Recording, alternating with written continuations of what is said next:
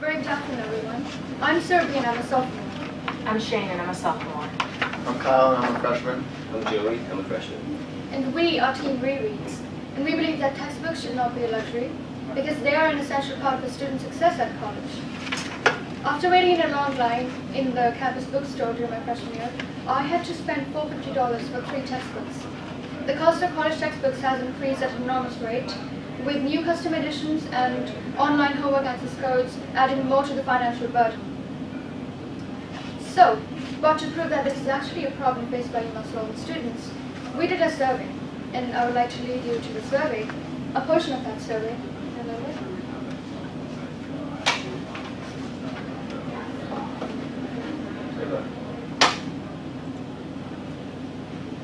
Every semester it's probably average to like 100.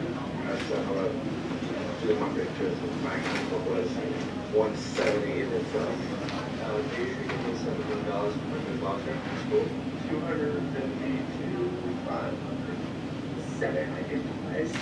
700 to probably close to that. It's definitely a burden. It's definitely a full paycheck for most students.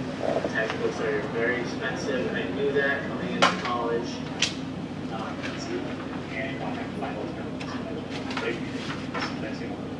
I mean, if you want to put the voucher, I think it will be very difficult. Very hard to sometimes it's really hard to find tuition. You don't have to block it out and pay on your class. Not many alternatives. No alternative.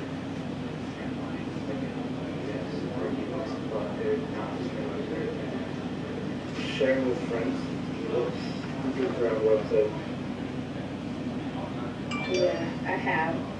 Yeah, I had a ton of problems doing it in any class. And I can't wait for this to come in. Everybody else is waiting for it.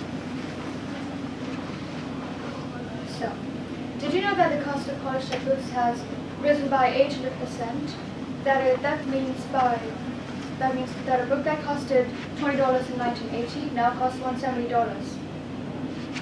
And sure, we do have other alternatives like Amazon, Check, and other online sites where students can buy or rent textbook for half the price. The problem with that is they don't include the access codes which they need for online homework, where they end up failing for the classes because they won't have the opportunity to use the access code. And they have to buy it separately, and they only have to pay just a little bit, but it's the problem there. Time is money, and it takes time and effort to find the right price online.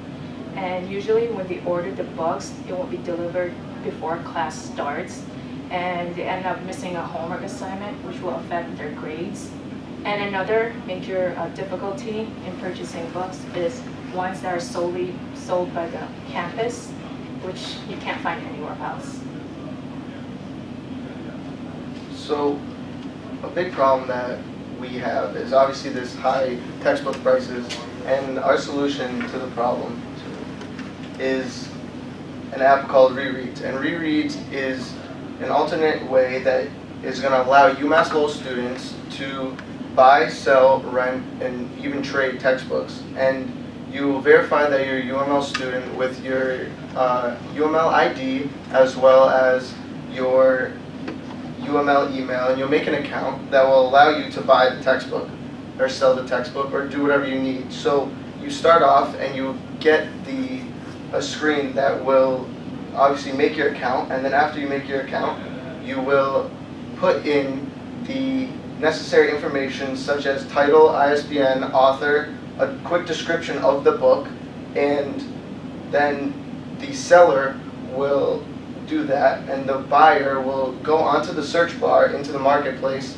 and determine what book they're going to want and see what's going to be the best fit for them by using the different options that other students uploaded onto the app. So why use ReReads? Well, it is safe and reliable because it is just specific to UMass Lowell students. It is very simple to use. All you need to do is just post a picture of the book you want to sell and search with the ISBN code. And on top of that, it is very fast and time efficient because you can always meet up on campus locations, which is preset in the application, and they can set up a meeting. Okay, time's up. Thank you very much. Thank you. Thank you, ReReads, and we're going to have the judges ask you questions. And we have 10 minutes for that. May Sure. I start, please? So, as we're talking about the price of books, so does the bookstore, can you buy used books at the bookstore? Do they purchase them back each year? Not necessarily. When they have the textbooks in stock, they don't necessarily buy back the books. I have a pile of books that I've never got it back, like given it back to the university.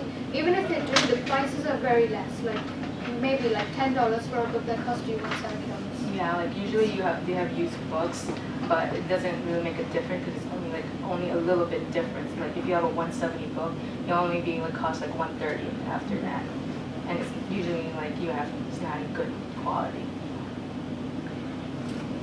So to go on that, so you were mentioning before that going to Amazon or whatever, you have to get the codes for classrooms. So does that get alleviated when you buy it from a student locally?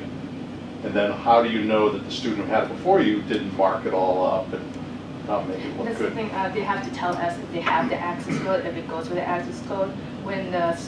That's when when they purchase the book online, that's when they meet up and they ask for the information. Also, if you buy a book on Amazon, which is not usually very cheap, it can be half of it, the original price, but they end up saving just a little. But with our app, they can buy a book for like quarter of that price because it's a second-hand price, second-hand used book, and they can buy the access code separately, which will save them more. So who sets the price for the second? It's a free market, so you can compare the prices that are offered by different students. So I was going to say, so if it's a 130 on Amazon, why don't I sell it for 120, right? So when you're asking who's going to set the price, it's going to be the seller in the app. They will put in the description of the book, whether it might be marked up or have some rips to it, and they can vary what price they're going to put it out on that ReReads marketplace. How will your audience know to go to this app when I would just automatically go to Amazon or go to Craigslist or how are you going to get them? Because this success resides on the network effect. If there are 3 books on there, I'm not going to go. If there are 30,000 books on there, I'm going to go. Yes, so for that, we need your help to invest in the marketing and the finance. So we will make sure that using the campus resources, we make it available to all the students and make it spread awareness. This is an app you can use by probably putting posters, making a Facebook page, and linking it with the Campus Link website. So that way we can make sure that people reach out to this. And our goal Start selling. is that as this app gains momentum and popularity among students, it'll soon be like a word of mouth type thing, and maybe even like announced during orientation if it becomes that popular. Do you have like a financial plan? Did you not get to it? For time, or give us the scoop on like Our revenue model, we intend to take a 3% processing fee for every transaction, and the money is not transferred until both parties confirmed that they have made the transaction in person, and if not, then they can open a claim, and each person earns a set amount of points based on how much money that they buy or sell using our app, and that will build credibility for the users, so that way potential buyers can trust the sellers and vice versa, as well as if they hit certain amounts, such as $500, we may give them a 1% rebate, so like we'll donate $5 to a charity of their choosing.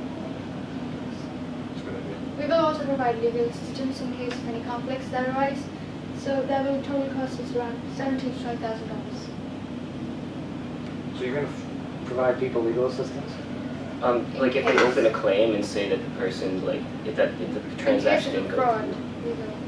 But the names are attached to each account of the student with their student numbers, so it will be easier to track them So down. there, just as an aside, like you may want to consider it more like a resolution, like Airbnb has resolution centers, like you would never, you don't even use the word legal, because someone's going to sock you in the nose.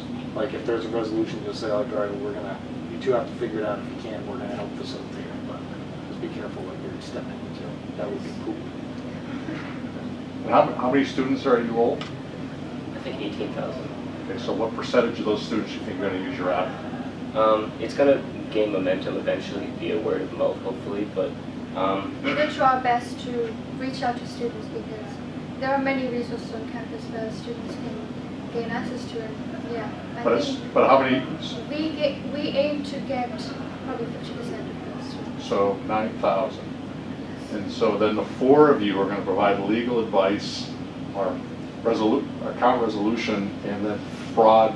So the four of you, while you're going to college full time, you're also going to do that, or you're going to hire someone to do that for you? Yeah, we will hire someone.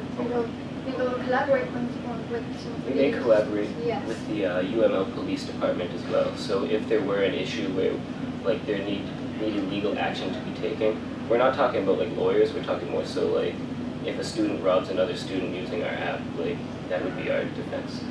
Yeah, and we will make sure that more members are trying to join our team, so we will expand eventually. It's not just four of us. Do you see this in competition with the university bookstore? How do you think that will be received by the university? I would think that this would be maybe a supplement to the bookstore, and it just provides students a different option to maybe get these newer used books depending on what's on the marketplace. So I think that it is just one more option that's out there that might be a better fit for some students. Some Yes. students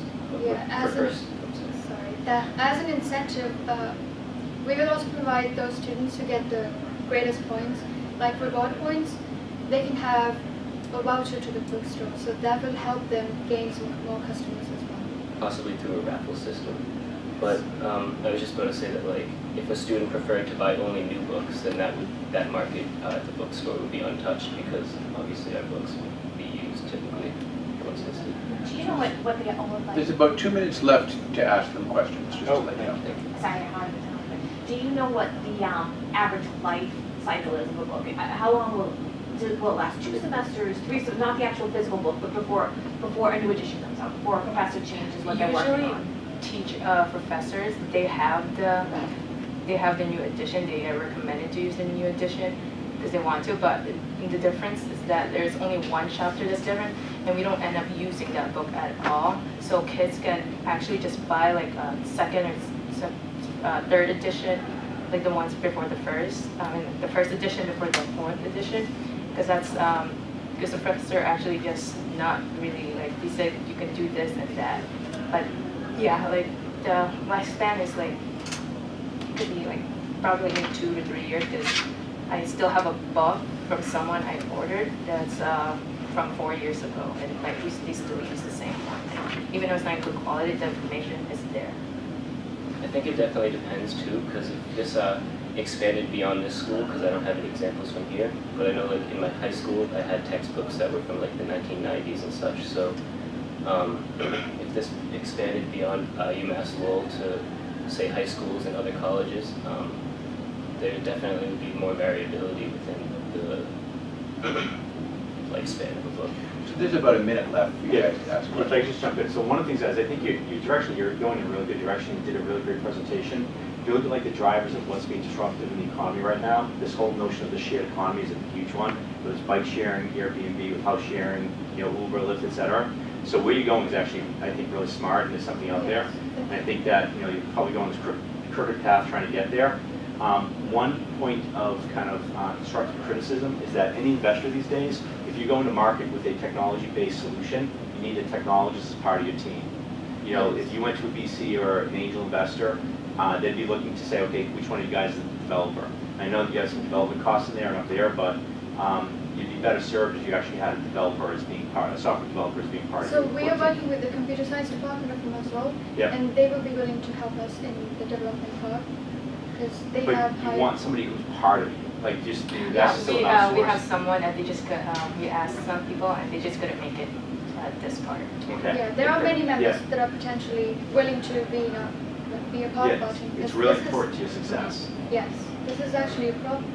Can I pull on that technology thread, or So- do you have a follow-up? So unfortunately, time's up for you guys to ask questions, and I'm going to thank the team Thank you, team. Thank Books should not be a luxury. Thank you very much. Thank you, judges.